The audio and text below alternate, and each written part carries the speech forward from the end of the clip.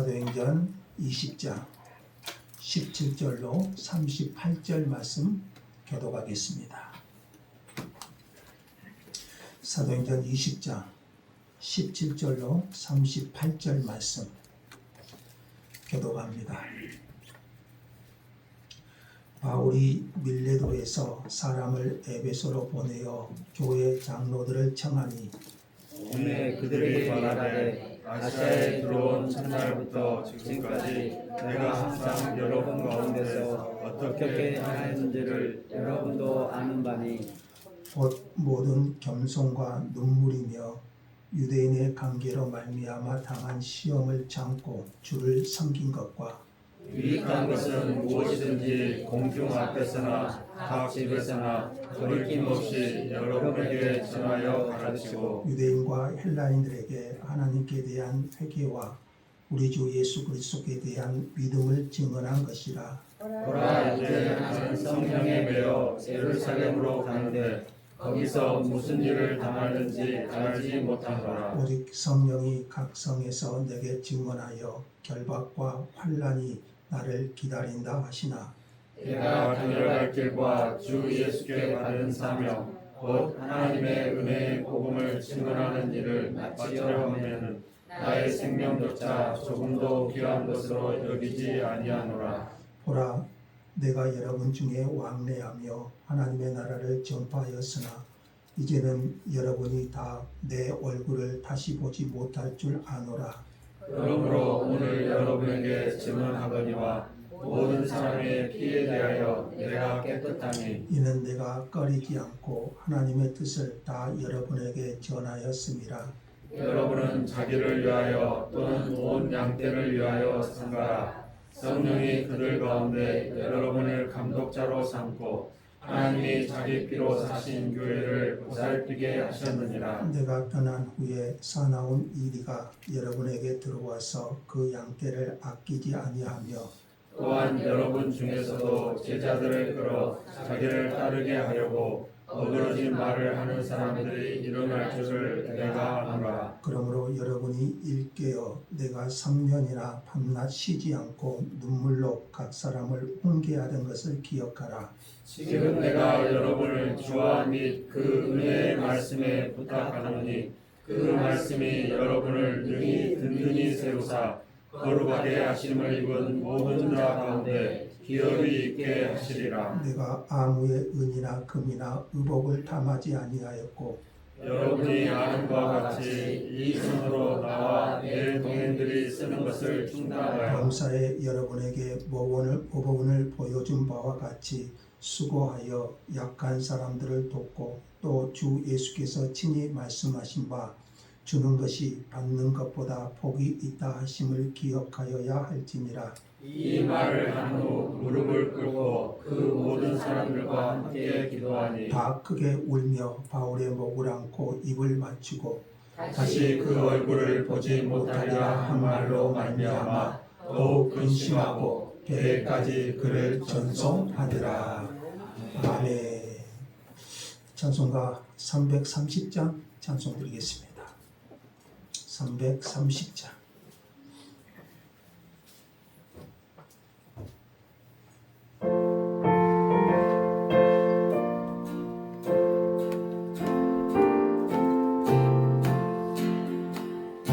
어둠 밤시 내리니 내 뒷불이 껴서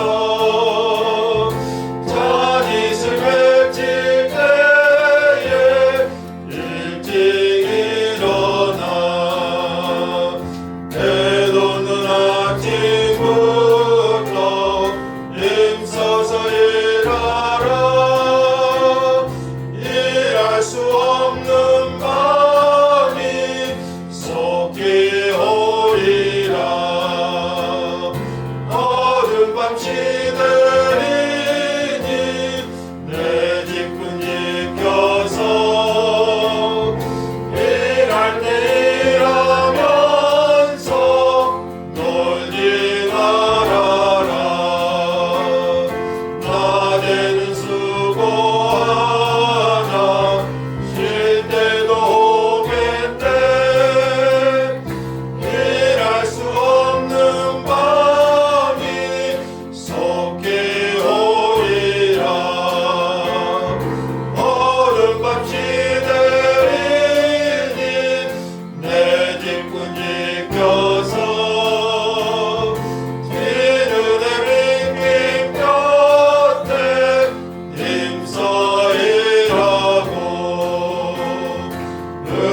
일진하여서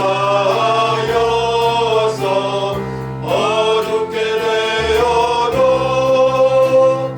알 수만 있는 대로 힘써 일하라.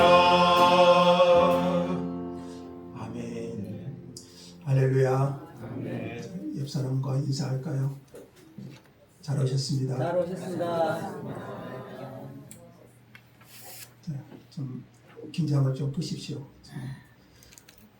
앞뒤로 한번 움직여 보시고. 피곤하신가요?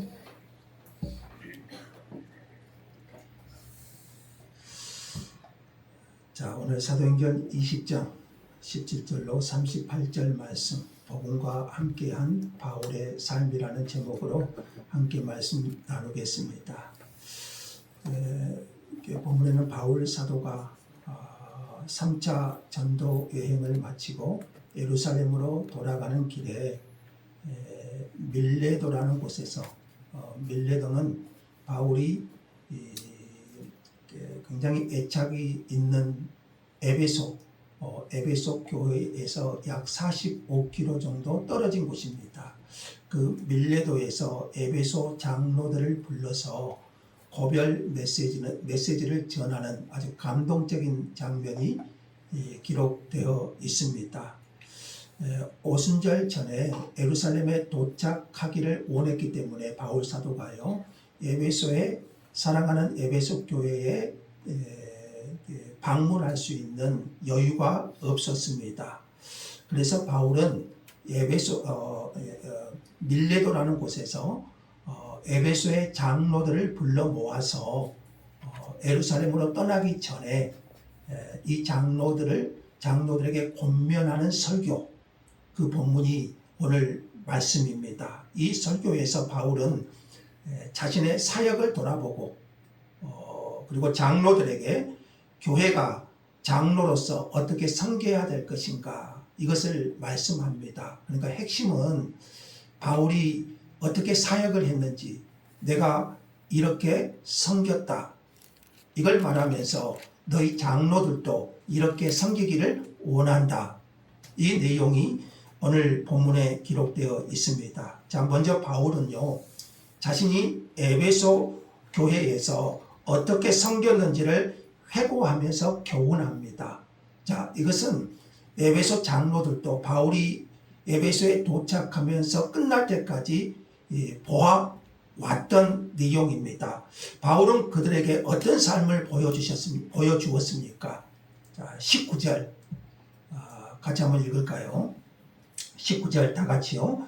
곧 모든 겸손과 눈물이며 유대인의 관계로 말미암아 당한 시험을 참고 주를 섬긴 것과, 자, 바울이 지금 에베소에서 어떻게 주를 섬겼는가를 회고합니다. 어떻게 섬겼다겠죠? 모든 겸손과 눈물이며 유대인의 관계로 말미암아 당한 시험을 참고 주를 섬긴 것과, 자, 세 가지가 나옵니다. 바울의 삶에, 복음과 함께한 바울의 삶에 있어서 세 가지를 말합니다. 하나는 겸손, 또 하나는 눈물, 또 하나는 시험을 참고 주를 섬긴 것. 자, 여러분 여기서 주를 섬긴 것, 이 내용이, 섬긴다, 이 내용이 나오는데요, 이것은요, 종의 책임을 수행하다.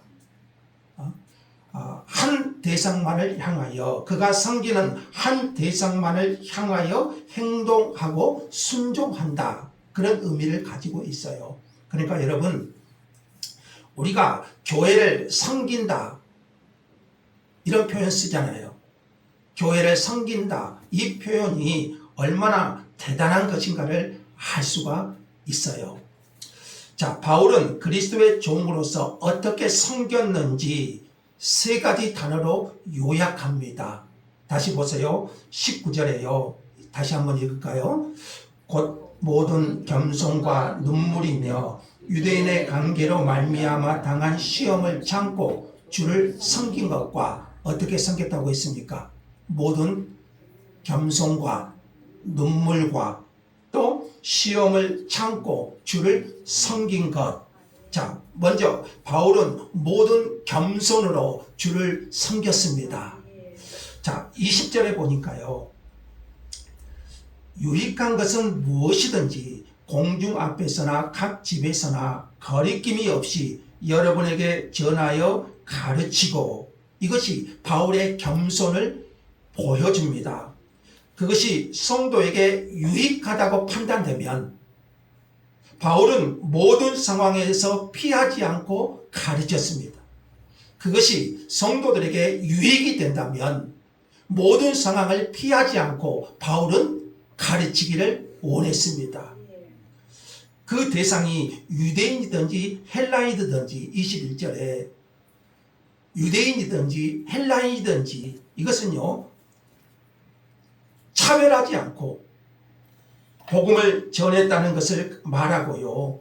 그리고 그가 가르친 내용의 핵심은 21절 후반부인데요. 하나님께 대한 회개와 우리 주 예수 그리스도께 대한 믿음을 증언한 것이라. 바울이 가르치는 핵심이 뭔가요? 하나님께 대한 회개와 우리 주 예수 그리스도께 대한 믿음. 자, 회개가 뭔가요? 하나님이 아닌 것, 하나님이 아닌 다른 모든 우상에게서 돌아서는 것입니다. 예수 그리스도께 대한 믿음은 그 우상에서 회개하고 돌아서고 그리스도에 대한 믿음으로 예수 그리스도에 대한 믿음을 갖는 것입니다. 그래서 여러분, 회개는 믿음으로 연결되어야 됩니다. 회개가 죄 사함을 주는 것은 아닙니다. 예수 그리스도께 대한 믿음이 죄 사함을 주는 것이고 그 믿음이 우리를 의롭다고 하고 하나님의 자녀가 되게 하는 것입니다. 그러니까 회개는 뭘로 연결돼야 될까요? 예수 그리스도를 믿는 믿음으로 연결되어야 됩니다. 자, 바울은 이 복음을 위해서 모든 겸손으로 섬겼습니다. 이 복음을 위해서 바울은 모든 겸손으로 에베소뿐만 아니라 모든 사역의 현장에서 섬겼습니다. 24절에 보시면은요, 바울이 아주 멋진 고백을 합니다. 자, 한때 저는 이 말씀을 붙잡고 열심히 기도한 적이 있었는데요. 24절에 바울의 멋진 고백을 한번 읽겠습니다. 24절 다 같이요. 내가 달려갈 길과 주 예수께 받은 사명 곧 하나님의 은혜의 복음을 증언하는 일을 마치려 하면은 나의 생명조차 조금도 귀한 것으로 여기지 아니하노라. 아멘인가요? 이 바울의 멋진 고백을 한번 보세요. 바울은요, 하나님의 은혜의 복음을 증거하는 일, 이 일을 감당하기 위해서라면 어떻게 고백합니까? 자신과 자기 목숨을 아무것도 아닌 것으로 여길 만큼 겸손하게 주님을 섬기는 모습을 보여줍니다. 뭐 때문에요? 이 은혜의 복음을 증거하는 일에 있어서 그 복음이 증거되는 일이라면 자신과 자기 생명까지도 아무것도 아닌 것으로 여길 만큼 바울은 겸손히 그 복음을 위해 섬겼습니다. 세상에서 귀한 것이 많지만 세상에서 여러분 귀한 것이 많지만 생명보다 더 귀한 것은 없잖아요. 그래서 여러분 이런 속담 있죠. 개똥밭에 굴러도 이생이 낫다. 이런 속담 있잖아요. 세상에서 자기 생명보다 소중한 것은 없어요. 그러나 바울은요, 자기 생명보다 더 가치 있는 일이 있었습니다. 그게 뭔가요? 바로 주 예수께 받은 사명. 그것이 뭡니까? 하나님의 은혜의 복음을 증거하는 일. 그 은혜의 복음을 위해서라면 환난을 받고 투옥이 되고 어떤 어려움이 있더라도 그 길을 가야 된다. 왜 그렇습니까? 바울은요, 이 은혜의 복음을 증거하는 이 사명을 위해서라면 자기 생명조차 아무것도 아닌 것으로 여겼다는 고백이지 않습니까? 바울은 빌립보서에서는 이렇게 말했습니다. 살든지 죽든지 내 몸에서 그리스도가 존귀하게 되기를 원한다. 이 일에 자신은요, 아무것도 아닌 것으로 여긴 것, 이것이 겸손이에요. 이 일을 위해서라면 나는 내 자신은 내 생명까지도 아무것도 아닌 것으로 여기는 것, 여러분 이것이 겸손이지요. 사도 베드로가요, 장로들에게 겸손한 태도를 가질 것을 이렇게 권면합니다. 베드로전서 말씀인데요, 같이 한번 보세요. 너희 중에 있는 하나님의 양무리를 치되 억지로 하지 말고 하나님의 뜻을 따라 자원함으로 하며 더러운 이득을 위하여 하지 말고 주장하는 자세를 하지 말고 양무리의 본이 되라. 이렇게 말합니다. 억지로 하지 말고 자원하는 마음으로 하되 이기적 이익을 위하여 하지 말고 주장하는 자세를 취하지 말라. 여러분 이것이 겸손이잖아요. 겸손은요, 하나님을 섬기는 자의 마땅한 태도인 줄 믿습니다. 그래서 바울이 복음과 함께한 바울의 삶을 어떻게 설명할 수 있습니까? 첫째는요, 바울이 고백한 대로 모든 겸손으로 복음을 위해 살았던 바울. 그 복음을 위해서라면, 그 은혜의 복음이 증거되는 일이라면 나 자신은 아무것도 아닌 것으로, 생명조차 귀한 것으로 여기지 아니하는 태도, 이것이 바울의 삶을 보여주지 않습니까? 자, 두 번째로요, 바울이 주를 섬긴 것은 눈물의 섬김이었습니다. 자, 19절 다시 보시면 모든 겸손과 눈물이며, 31절에도 한번 보실까요? 31절도 한번 읽어볼까요? 다 같이. 그러므로 여러분이 일깨어 내가 3년이나 밤낮 쉬지 않고 눈물로 각 사람을 훈계하던 것을 기억하라. 여러분 에베소 두란노 소원의 제자 양성을 설명하고 있죠. 그때 어떻게 바울이 섬겼습니까? 그 에베소에서요, 밤낮 쉬지 않고 눈물로 각 사람을 훈계했다. 이렇게 말합니다. 여러분 눈물은 진실한 마음을 드러내는 표이기도 하고요, 많은 어려움으로 인한 눈물일 수도 있습니다. 여러분 바울이 그 복음의 삶의 현장에 얼마나 많은 유대인들의 해방이 있었습니까? 그리고 바울은 눈물로 훈계하고, 여러분 훈계하는 것은 쉽지가 않아요. 그냥 가르치기만 한 것은 쉬운데요, 훈계는요 더 어려워요. 그래서 눈물로 그 영혼을 위해서 기도했고요, 눈물로 복음을 가르친 것을 말해요.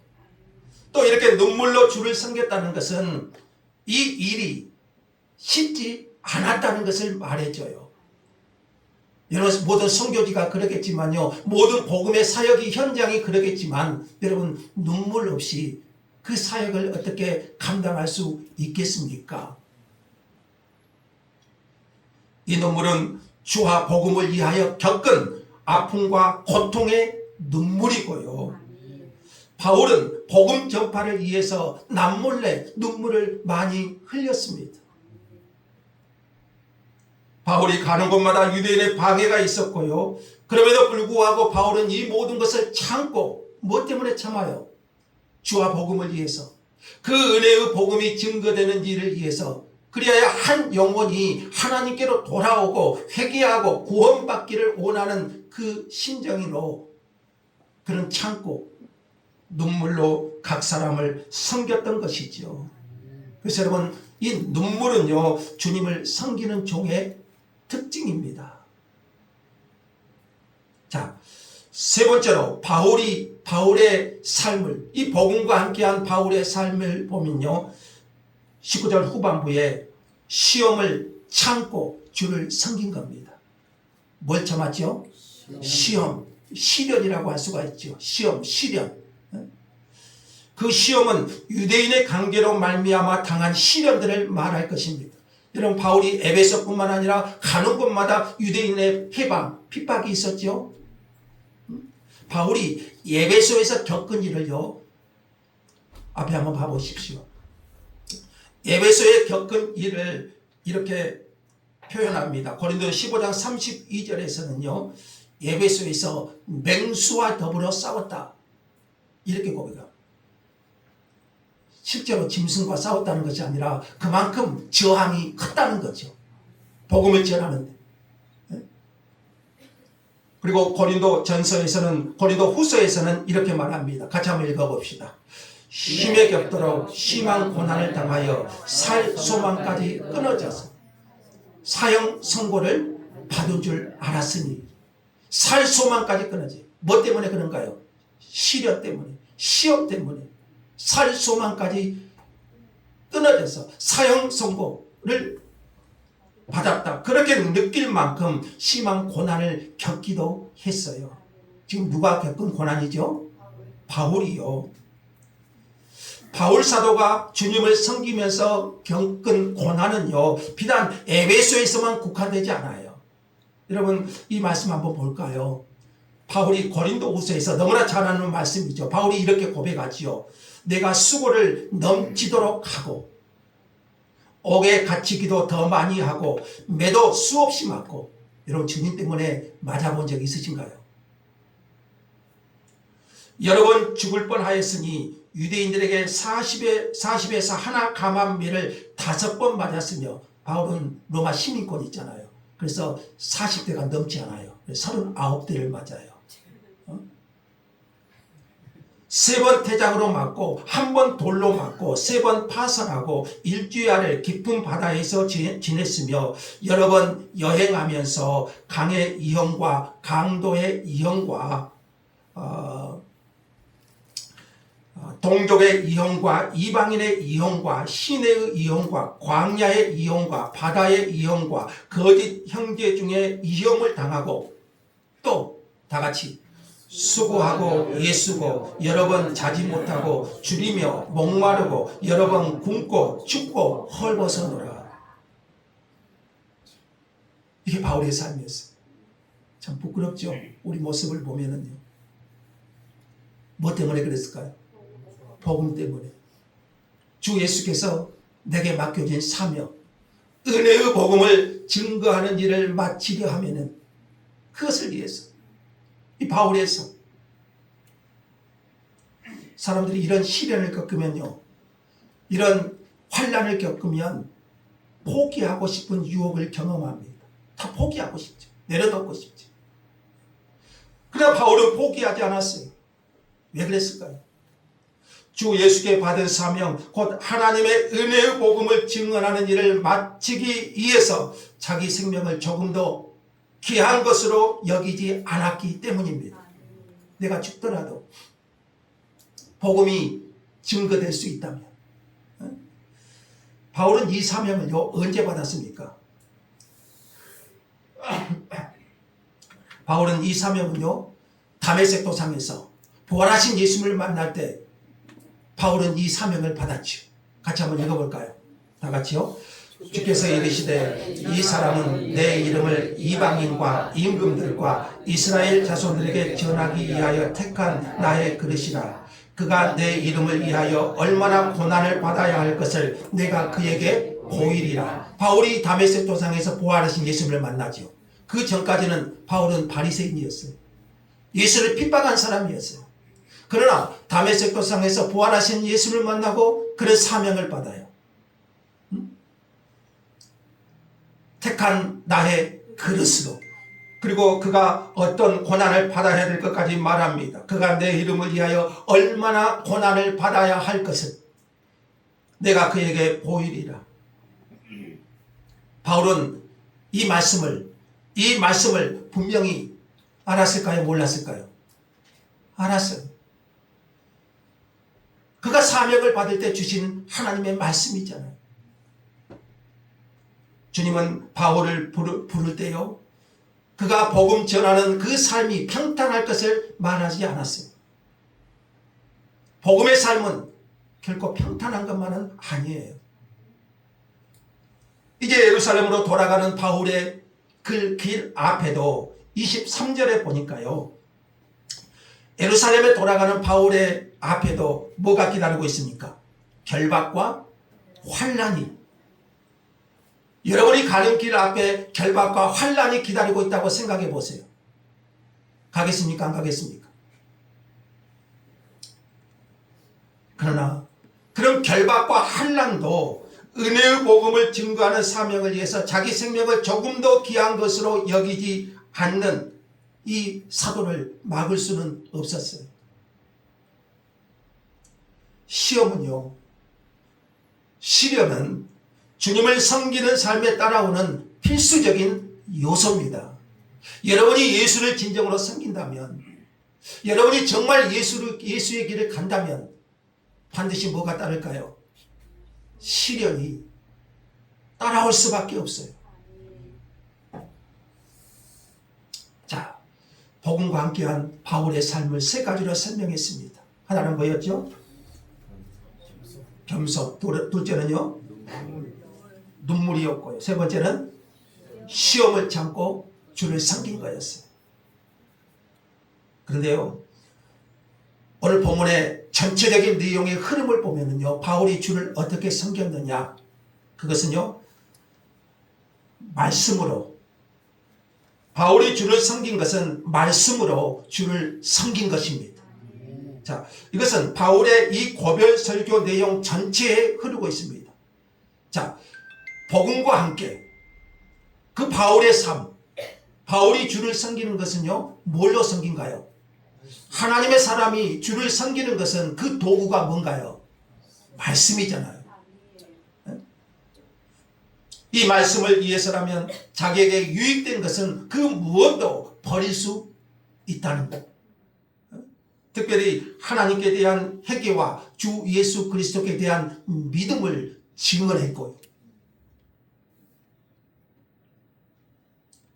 바울은 자신이 주 예수께 받은 사명, 그 하나님의 은혜의 복음을 증언하는 일에 있어서는요, 하나님의 말씀이 전폭적으로 그 말씀이 증거되기를 원했습니다. 자, 예배 시간에는 핸드폰 꺼는 것이 좋겠죠? 자, 27절에는요, 하나님의 뜻을 따라 다 전했다고 했어요. 그러니까 바울은 성경을 통해서 구약 성경에 예언된 그분이 바로 메시아 그리스도이심을 증거하되 빠짐없이 그 성경을 기초해서 복음의 말씀을 전했습니다. 바울 사도의 섬김은요, 은혜의 말씀, 곧 하나님의 은혜의 복음을 증거하는 일이었습니다. 그 은혜의 말씀이 든든히 세워주사, 능히 든든히 세우사 우리를 거룩하게 하고 기업을 있게 하실 것이기 때문입니다. 바울은 바로 그 말씀으로 주를 섬긴 거예요. 자, 말씀은요, 주를 섬기는 사람의 손에 들려진 유일한 도구입니다. 여러분이 무엇으로 하나님을 섬기겠어요? 주의 말씀.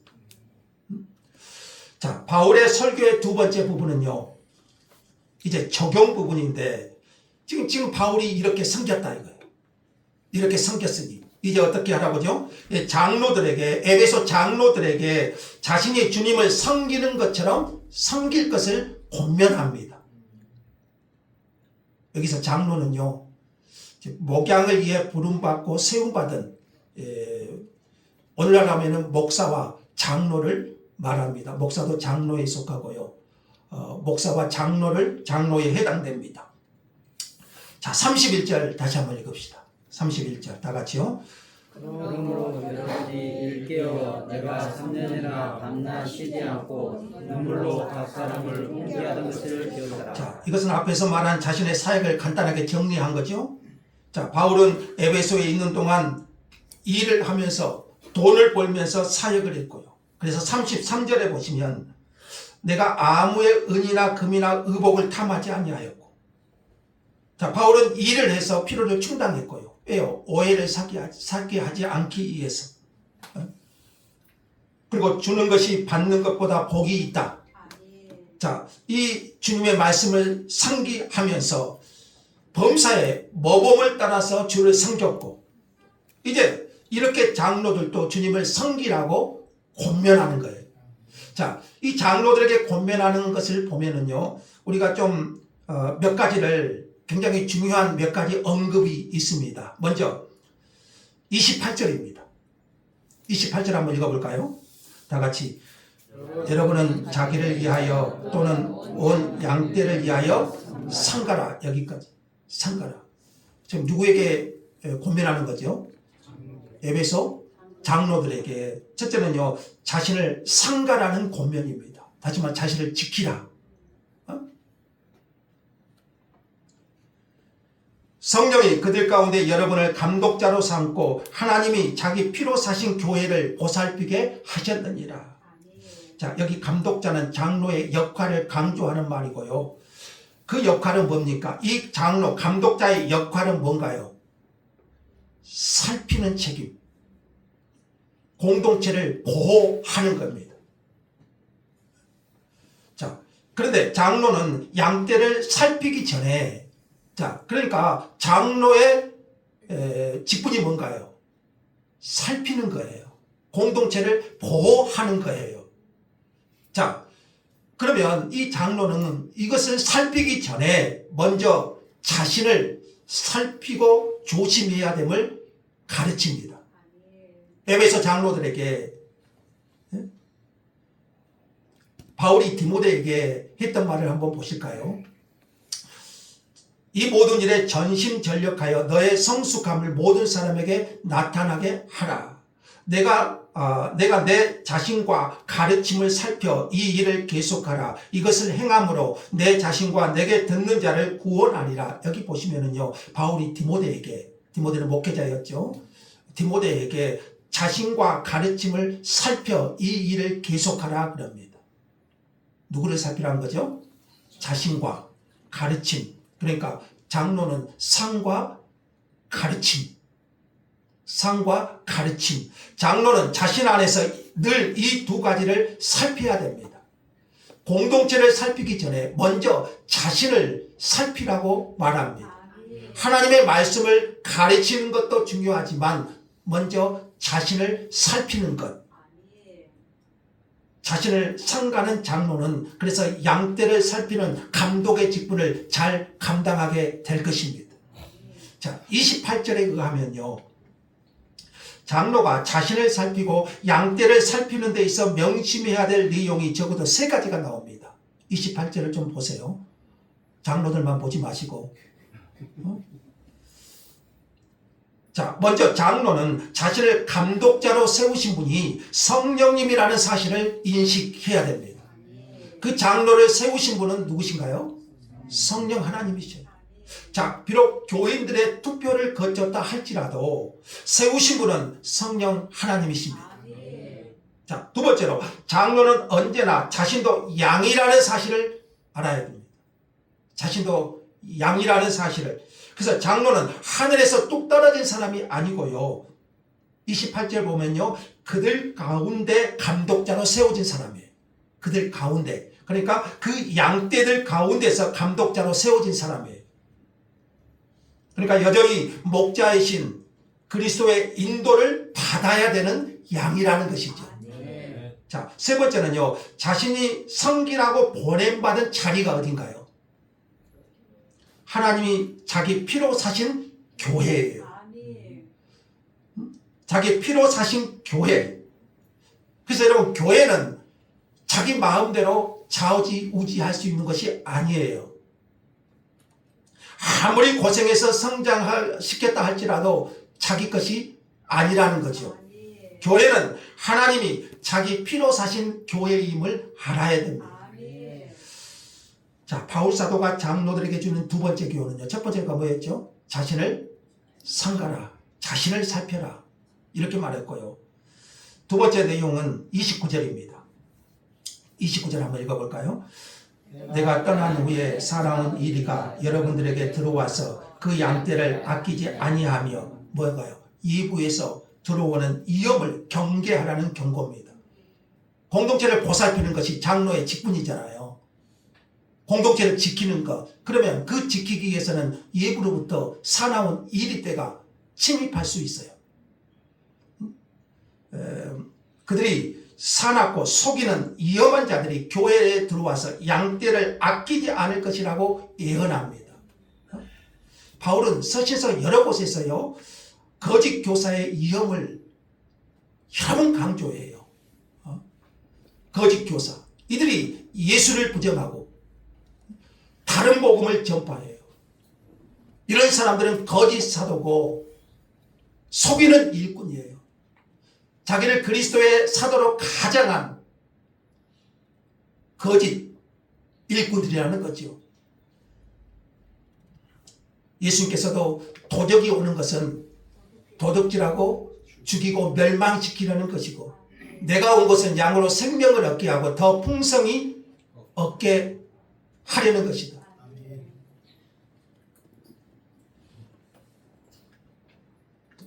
바울이 말한 대로 약 40년 후에 이 에베소 교회에 실제로 미혹하는 자들이 들어와서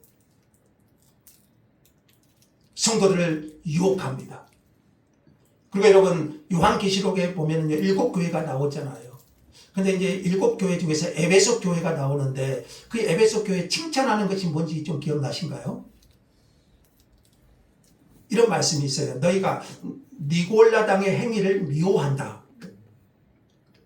에베소 교회를 향해서 그 칭찬이 나와요. 그러니까 바울의 이 말씀이 아마 기억되었는지 모르겠어요. 그래서 에베소 교회는요, 그 이단의 침투, 예부에서 들어오는 사나운 이리들이 양떼를 삼키려고 들어왔지만, 그들은요, 니골라당을 미워하여 대적하고 복음 안에 세워졌어요. 자, 그래서 여러분, 장로는 주의 핏값으로 사신 교회의 예부의 세력들을 경계하고 하나님의 양떼를 지켜 보호할 의무가 있는 거예요. 그 또 하나는요, 30절에 볼까요? 30절에서는 더 무서운 경고를 하나 하는데, 30절 한번 읽어봅시다. 다 같이. 여러분 중에서도 제자들을 끌어 자기를 따르게 하려고 어그러진 말을 하는 사람들이 일어날 줄을 내가 아노라. 예. 자, 내부의 위험을 경계하죠. 두 번째는 외부에서 오는 위험이고, 또 하나는 내부. 그래서 여러분 중에서도 이렇게 말해요. 여러분 중에서도. 이 장로들 중에서 교회를 허무는 거짓 교사가 나올 수 있음을 경계해요. 그래서 여러분, 요한 3서에 보면은 으뜸되기를 좋아하는 디오드레베가 나와요. 대표적인 장로 겁니다. 요한 1, 2, 3서는 에베소 교회와 연관이 굉장히 많거든요. 그래서 으뜸되기를 좋아하는 그들이 생길 것이다. 그래서 교회가 어때요? 그 장로가 으뜸되기를 좋아해서 어그러진 말을 하고 진리에서 벗어나고 애곡된 가르침. 자, 그러면 내부에 문제가 생길 수밖에 없지요. 자, 그래서 이 내부의 위험을 경계할 것을 바울이 권면을 또 합니다. 자, 그리고 이제 바울의 고별 설교 이 메시지의 핵심을 한번 정리하고 마칩시다. 자, 32절입니다. 32절 다 같이 한번 읽겠습니다. 지금 내가 여러분을 주와 및 그 은혜의 말씀에 부탁하노니 그 말씀이 여러분을 능히 든든히 세우사 거룩하게 하심을 입은 모든 자 가운데 기억이 있게 하시리라. 자, 지금 내가 여러분을 뭐에 부탁합니까? 주와 그 은혜의 말씀에 부탁하노니. 자, 바울은 이렇게 말할 수 있잖아요. 이 장로들에게 에베소 교회를 부탁한다. 이렇게 말할 수 있잖아요. 장로들에게 에베소 교회를 부탁한다. 내가 떠나더라도 에베소 교회 장로들에게 부탁한다. 이렇게 할 수 있잖아요. 근데 어떻게 누구에게 부탁합니까? 주와 그 은혜의 말씀에 부탁한다. 이렇게 말합니다. 주와 은혜의 말씀.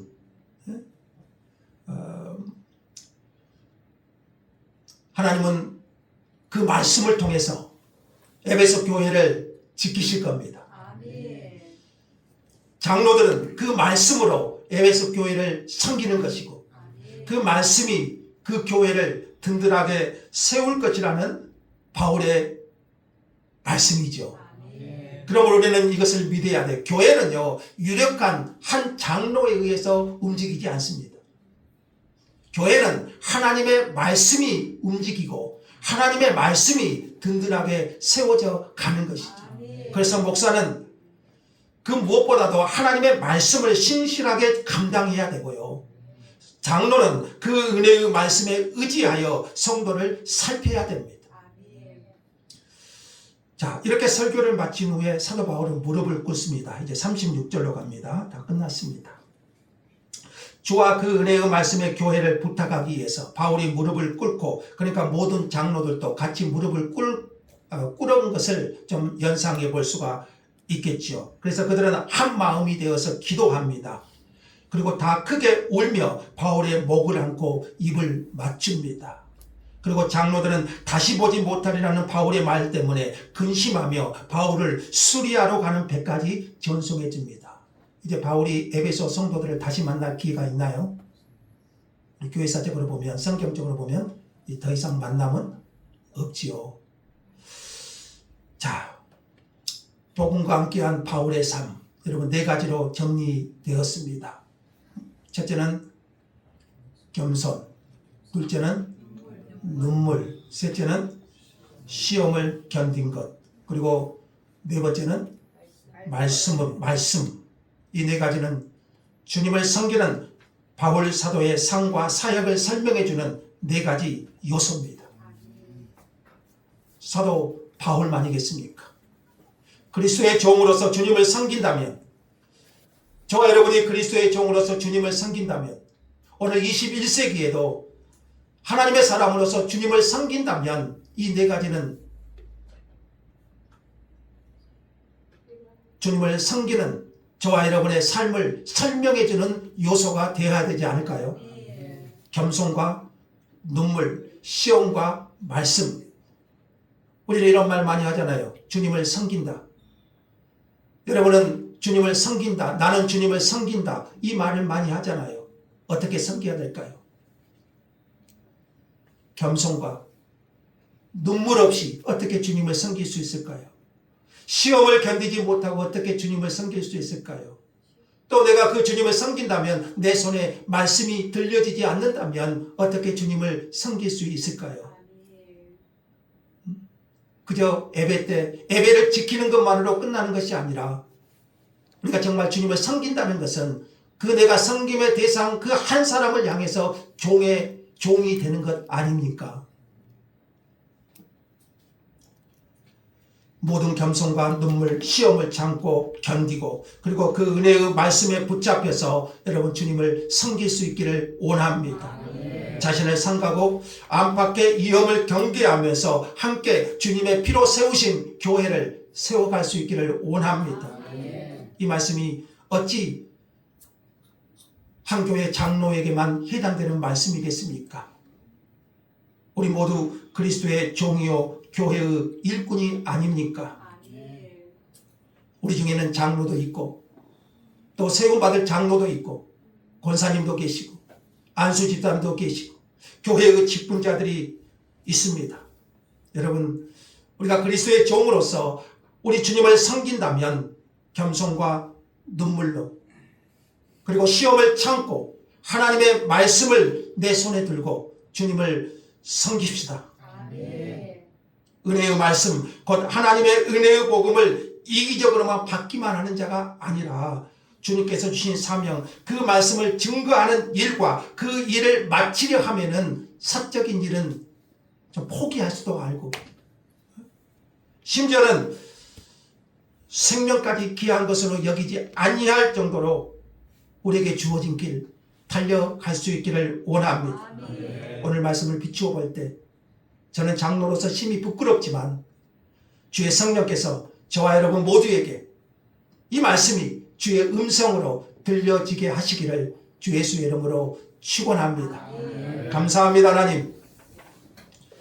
겸손과